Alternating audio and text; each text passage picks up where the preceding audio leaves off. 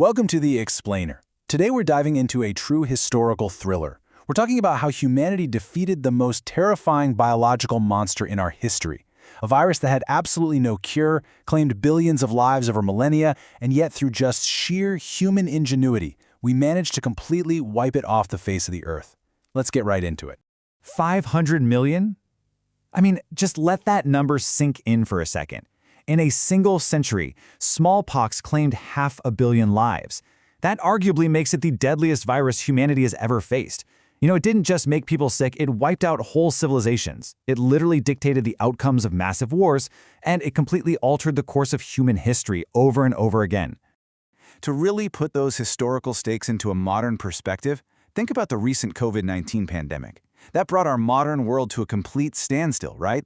But it had a death rate of less than 1%. Smallpox, it killed a staggering 1 out of every 3 people it infected. It was basically a relentless, terrifying coin toss with your life, and literally nobody was safe from its reach. Part 1. The deadliest historical monster. For 3,000 years, this virus, which went by names like the Red Plague, the Speckled Monster, or Matalagna, just wreaked unprecedented havoc, and it was ruthlessly efficient. Just spreading through a mere sneeze, a cough, or even touching a contaminated bedsheet left behind by a victim, it would cover people in incredibly painful boils. Now, if you were lucky enough to survive that initial infection, you were often left permanently scarred, disfigured, or even completely blind. And honestly, the most tragic part, children suffer the absolute highest mortality rates. It was a constant looming nightmare for parents across the globe. Let's look at how this terror compounded over millennia, actually destroying empires long before modern medicine was even a thing. It likely emerged around 10,000 BC, right alongside the very origins of early agriculture. And by 1156 BC, we can literally see its unmistakable scars preserved on the mummified remains of Egyptian pharaohs. Fast forward to the 1500s, and it completely decimated 90% of Native American tribal populations when it arrived in the New World. By 1735, a single devastating outbreak wiped out a third of Japan's entire population. It just seemed completely unstoppable. Part 2. The accidental cure. So, desperate for a solution, doctors had been trying these incredibly dangerous methods for centuries. Early inoculators essentially pricked healthy people with actual smallpox scabs, hoping it would just induce a mild case. Obviously, this carried a 1 to 2% death risk, and it often accidentally sparked entirely new outbreaks. But the real breakthrough was actually hiding in plain sight in an 18th century English village.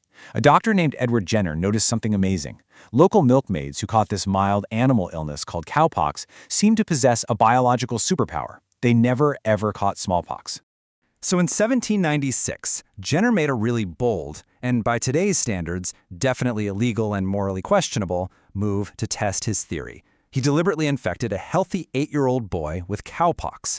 The boy got a little sick, had a slight fever, but recovered just fine. Then came the ultimate test. 6 weeks later, Jenner intentionally exposed that same kid to deadly live smallpox. Imagine holding your breath for that one. Miraculously, the child was entirely immune. The cowpox had somehow trained his body to fight off the deadliest monster on Earth. What's really fascinating here is how this bizarre experiment actually shaped the very language of modern medicine. Jenner coined the term vaccination as a direct tribute to the cowpox that saved the boy's life. He pulled it from the Latin word vacca, which actually means cow. So every single time you hear the word vaccine, you're actually hearing a hidden historical nod to a cow. Part 3. Pushback and bizarre logistics. Now, you might assume the world's immediately cheered for the first successful cure for the deadliest disease on Earth. Yeah, far from it. Jenner faced a Herculean task. He dealt with scientific rejection from the prestigious Royal Society and intense religious backlash from people claiming he was interfering with God's plan. The general public, they were absolutely terrified. Many literally believed the cowpox would make them sprout bovine features, like horns and hooves. Plus, traditional inoculators fought him tooth and nail to protect their highly profitable businesses, which eventually sparked the world's very first anti-vax movements when vaccination was made compulsory in 1853. Beyond that immense public pushback, Jenner faced an impossible logistical hurdle. Think about it. How do you transport a fragile, life-saving biological medicine across the globe before refrigeration was even invented? Well, he developed 3 increasingly bizarre methods. First, he used dried pus on long strings. Gross, but true. Then he tried wax-sealed glass tubes. But the most effective and darkly fascinating strategy was using young orphans on transatlantic ships as living, breathing vaccine carriers. Doctors would intentionally infect one child, wait for the blister to form, and then use it to infect the next child just as the previous one recovered. It created this live, human chain of infection that kept the virus active for months at sea until they finally reached the Americas. Part 4. The final boss battle in India. So, while the vaccines slowly reached the globe over the next 150 years, the ultimate intense showdown against the virus was eventually cornered in one specific location. By 1974, despite this massive global eradication program launched by the World Health Organization, an astonishing 86% of all smallpox cases on the entire planet were isolated in a single massive epidemic in India. The WHO faced compounding, intense obstacles on the ground. I mean, they weren't just fighting a microscopic virus.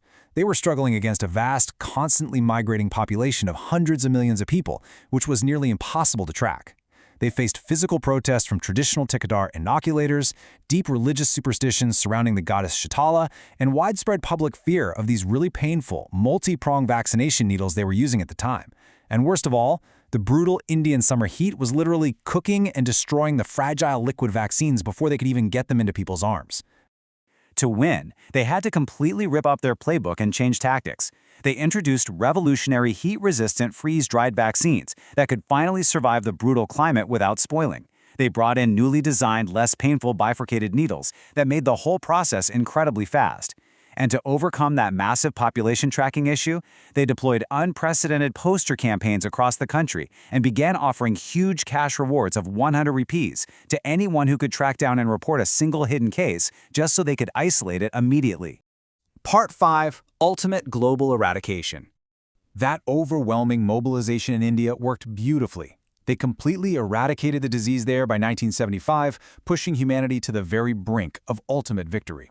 Following similar fierce, highly targeted campaigns in Africa and South America, the virus was systematically hunted to extinction in nature. The very last natural case was recorded in 1977 in Somalia. And then, after a tragic, fatal laboratory accident in England in 1978 that prompted much tighter security, the global spread was stopped entirely. And then, the moment of truth. In 1979, the World Health Organization made it official with these exact historic words. This disease has been wiped out from the world. It marked the unprecedented, staggering triumph of completely erasing a major human disease from existence for the very first time in our history. Because science, unprecedented global cooperation, and just sheer human perseverance won out, anyone born after 1980 doesn't even carry the smallpox vaccine scar on their arm. We don't even have to think about it anymore. Look at the magnitude of this achievement. An estimated 5 million lives are spared every single year, all because of a multi-century journey that started with a country doctor, a milkmaid, and a cow. Yet this story actually has one final kind of unsettling chapter.